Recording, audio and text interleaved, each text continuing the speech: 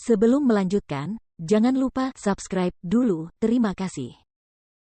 Bab 412 itu adalah beberapa bukti kuat. Kemudian, alamat IP tempat unggahan itu diunggah, diikuti dengan alamat warnet tempat unggahan itu dikirim, beserta rekaman pelaku yang memasuki tempat itu.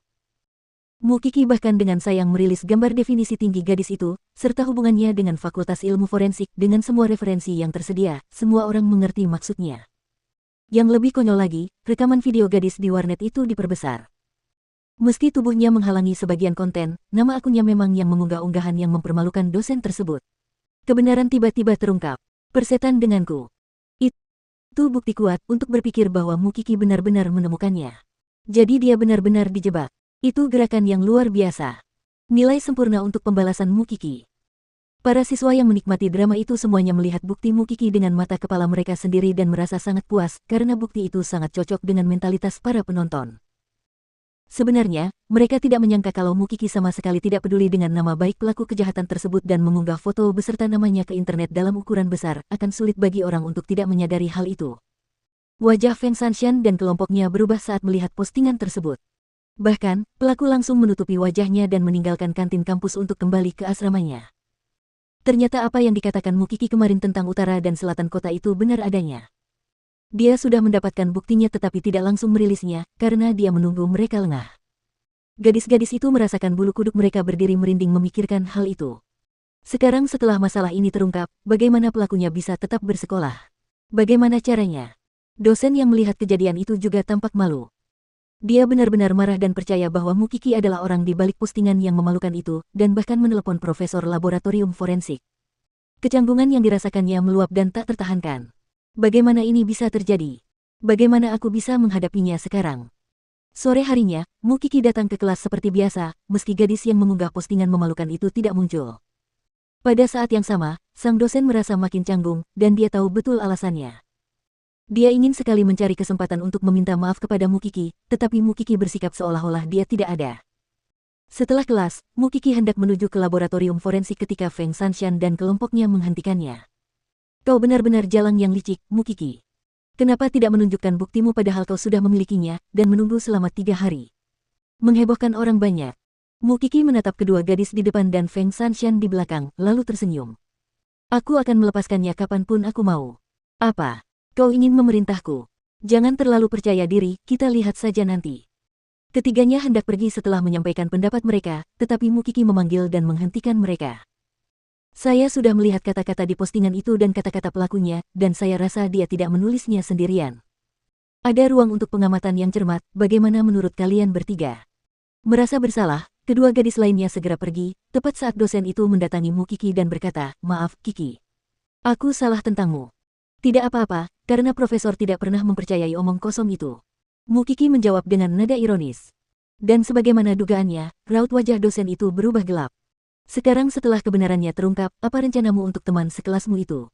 Itu masalah yang harus diputuskan universitas karena saya tidak punya wewenang sebesar itu.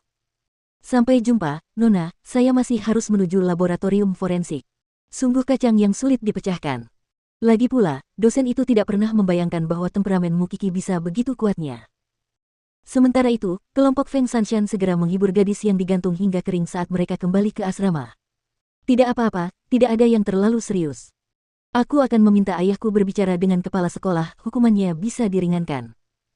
Tapi kita bertiga terlibat dalam hal ini, gadis itu menangis terseduh-seduh di tempat tidurnya, kenapa aku sendiri yang menanggung kesalahannya?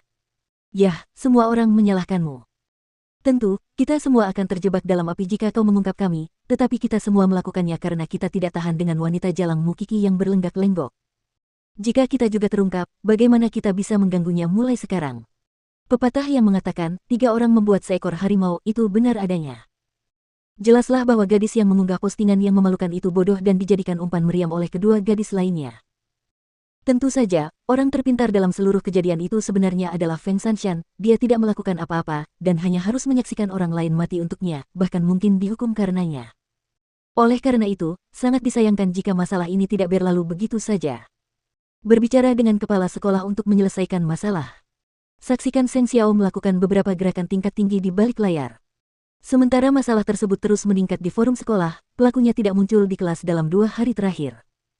Namun karena mereka berasal dari kelompok yang sama, kedua orang lainnya dalam gengnya tentu saja menghadiri kelas seolah-olah tidak ada yang salah. Tentu saja, mereka juga menepati janji dan meminta orang tua mereka untuk berbicara dengan kepala sekolah. Menjebak teman sekelas bervariasi dalam keseriusannya, tetapi kekebalan dapat diberikan selama alasan yang tepat diberikan. Tanggapan kepala sekolah juga sederhana, permintaan maaf sudah cukup. Namun, tidak ada satupun dari mereka yang menduga bahwa jika kelompok Feng Shanshan dapat berbicara dengan kepala sekolah, Zheng Xiao pun dapat melakukannya. Tentu saja, dia tidak datang sendiri, dan malah meminta Su Ce untuk berbicara mewakili Lao Shen dan dirinya sendiri. Kepala sekolah hendak mematikan lampu dan pulang ketika tamu penting datang berkunjung. Itulah saatnya Su Ce memasuki ruang tamu kepala sekolah. Kepala sekolah bernapas lega saat mengetahui bahwa yang datang adalah seorang pemuda. "Bolehkah saya bertanya apa urusan Anda di sini, Tuan?" tanyanya. "Saya asisten Zheng Xiao." Su Ce mengungkapkan identitasnya terlebih dahulu. Kepala sekolah segera tahu bahwa dia datang untuk Mukiki. Meski begitu, status Zheng Xiao memalukan dan dia bukan lagi putra mahkota Huang Yao, dia tidak bisa mengancam siapapun. "Lalu, apa masalahnya?" "Sehubungan dengan Mukiki, apakah Anda bisa bersikap lunak karena permintaan teman Anda, Tuan?" tanya Su Ce. Sebenarnya ini bukan masalah serius, dan kebenarannya sudah terungkap. Gadis yang dimaksud juga sudah menerima balasan yang setimpal. "Sepertinya Anda tidak takut pada wali kota Shen atau kepala keluarga Shen, Tuan." Mukiki adalah cucu perempuan kesayangan kepala keluarga dan seperti putri bagi wali kota, dan saya datang hari ini membawa pesan dari keluarga, tentu saja, pesan bos saya Zheng Xiao adalah yang terpenting. Tentang itu, apa niat Tuan Zheng? Apakah dia punya rencana untuk memberikan hukuman berat? Meskipun demikian, ada sedikit penghinaan yang tampak di mata sang dekan. Tentu saja, dia bisa berhati-hati di sekitar keluarga Shen. Tapi Zheng Xiao, seperti sekarang, tidak ada yang perlu ditakutkan, bukan? Su Ce tersenyum kemudian, dia mengerti apa yang dimaksud pria itu. "Tuan, mungkin Anda berpikir bahwa ketua Seng tidak perlu diwaspadai setelah meninggalkan keluarga Seng, bukan?"